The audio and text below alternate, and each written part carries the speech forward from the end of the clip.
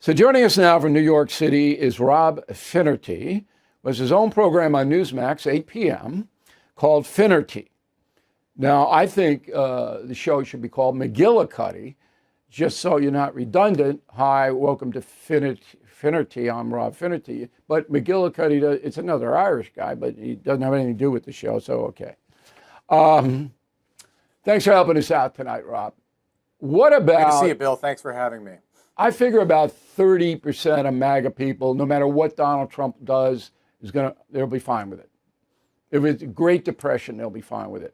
You know, they just love him so much. It's a cult.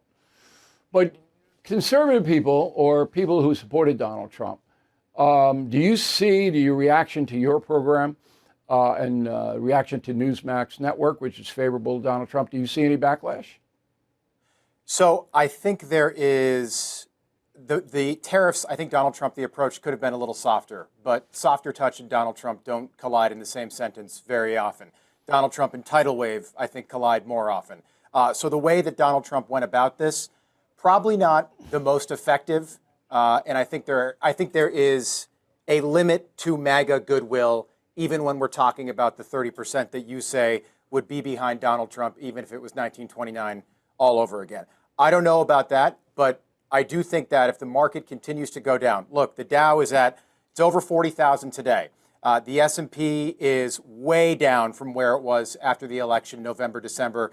The NASDAQ's right around 17,000. It's been a good week so far on Wall Street. If that continues, I do think that his approval rating goes up. But I do think, Bill, there is a correlation between the 5 polls that came out on Sunday and then Donald Trump marking his 100th day in office yesterday. And what's the correlation? Well, I think it was targeted. I think you look at the people that did the polling, ABC, CNN, CBS, NBC, the Washington Post, but a lot of them come out on Tuesday. But I wouldn't argue with that. I mean, these are not organizations that want Donald Trump to succeed. Everybody knows that. But the numbers are the numbers, and all 5 polls show a stark decline in job approval for Donald Trump. Now, he, on a few times that he's addressed it, I might get into it with him tonight, thinks it's fake news and he doesn't trust the polls. Do you feel that has any validity? The polling wasn't good. I don't believe MRC, Media Research Center, came out with a study on Tuesday that found that 92% of the Trump coverage through his first 100 days has been negative. 92%. Now, you were part of the dominant media for a long, long time. The legacy media is dying. They're not dead yet. If the coverage is 92% negative, that is going to impact the way people feel about Rob, Donald Trump and people in his administration. Come on. The coverage is 92% negative when he was running against Kamala Harris, and he won in a fairly convincing fashion. So I'm not buying that for a second. I think people are looking at their 401ks and they're going, I'm shocked because they weren't prepared. Trump administration did not prepare anybody for what might happen if you disrupt capitalism and slap tariffs on every country in the world. I didn't get a heads up. Did you get a heads up that what bad things might happen? Well, I would say to that, and I'm not a Trump sycophant, but I would say that we didn't hear a lot from the dominant media when Joe Biden was president. Yeah. But that's what about, look, Joe Biden. Well, but Bill, the reason I say it is because gas prices, inflation rates, mortgage rates, egg prices, grocery prices aggregate are down over the last 100 days. Inflation at one point was over 9%, June 2022. The national average for gas under Joe Biden at one point, the highest we've ever seen, over $5 a gallon nationally. I mean, those days are over, but we seem to have a really short memory if we're going to start criticizing we do have a short this administration.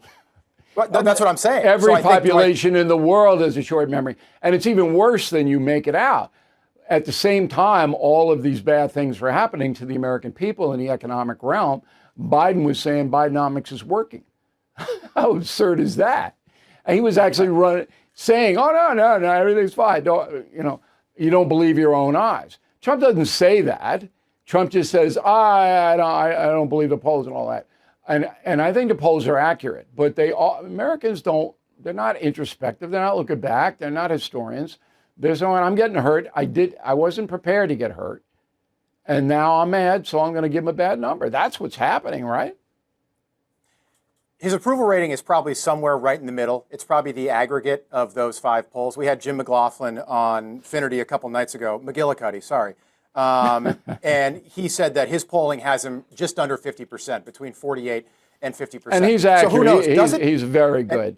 Yeah, John and Jim are good. And Bill, who really knows? But it is sort of semantics when it comes to these polls. After January 6, 2021, Donald Trump was 31%. He's president of the United States today. So I don't know how much I really care what the polls say.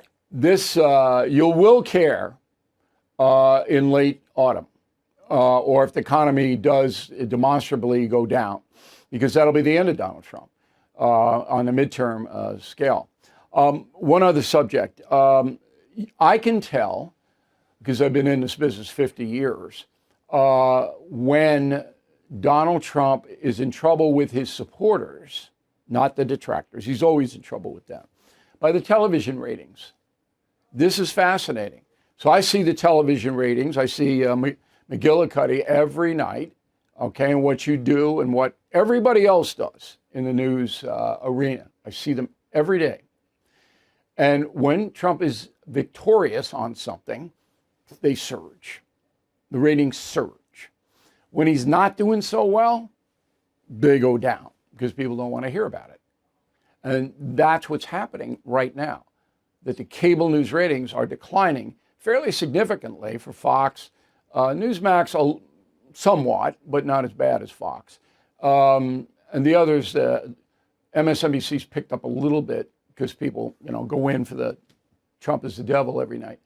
But you can look at those numbers and almost take the temperature of Trump supporters. Last word.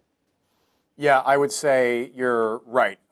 Stock market, particularly 2 weeks ago, we had a challenging week in the ratings. And I think there's a correlation between what was going on Wall Street and people tuning in. They don't want to hear bad news. They don't want to hear MAGA bad news. All right, Rob Finnerty, you can catch him on Newsmax at 8 p.m. Monday through Friday. Appreciate it, Rob. Thanks for having me. Thank you for watching. Make sure you subscribe to my YouTube channel and follow me on X. Look for @Bill O'Reilly.